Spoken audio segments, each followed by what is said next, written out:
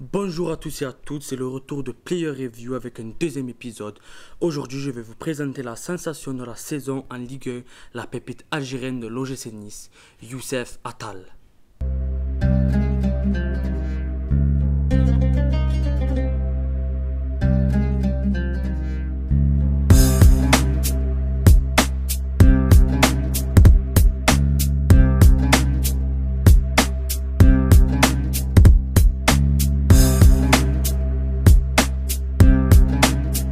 Youssef Attal a 23 ans, il est né le 17 mai 1996 dans une petite commune de la wilaya de Tizi Ouzou.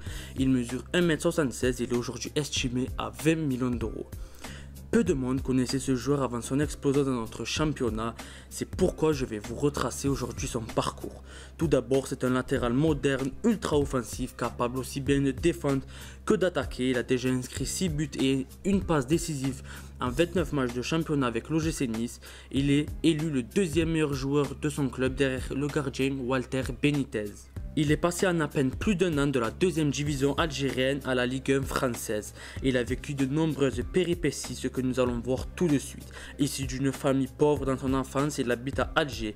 Il rejoint alors le CR Belouizdad en 2006 à l'âge de 10 ans.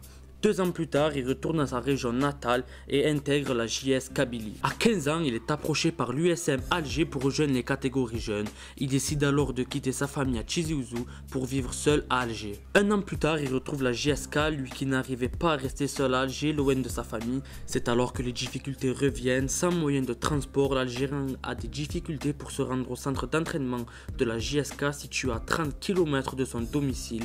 Le président du club a refusé de mettre des moyens de transport à sa disposition suite à la demande de son père. Lors d'une rencontre contre le Paradou Athletic Club, il est alors repéré par un recruteur de ce club. Le Paradou Athletic Club a vu le jour le 16 août 1994, situé dans la commune d'Idra sur les hauteurs d'Alger.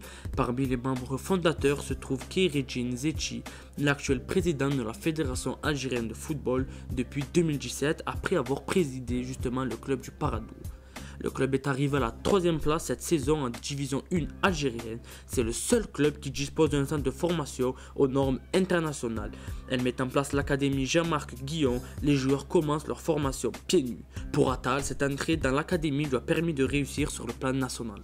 En 2015, il intègre alors l'équipe première du Paradou Athletic Club en 2e division algérienne, coaché par Cherif El Ouazani. C'est cet entraîneur qui lui a donné sa première chance dans le monde professionnel et lui a accordé une totale confiance. Arrivé en 2016, c'est José Maria Nogues, ancien entraîneur du Betis Séville, qui l'a placé au poste de latéral pour lui permettre d'exploiter toutes ses capacités. Lors de l'année 2017, le Paradou accède à la première division algérienne, ce qui lui permet d'intégrer l'équipe nationale le 6 juin 2017 pour son premier match face à la Guinée.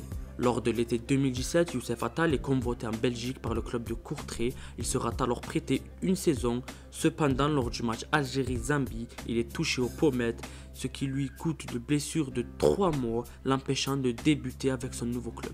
En octobre, il effectue son retour, mais c'est sans compter sur une nouvelle blessure survenue 1 mois plus tard au méninge, ce qui lui coûte une blessure de plus d'1 mois et une opération.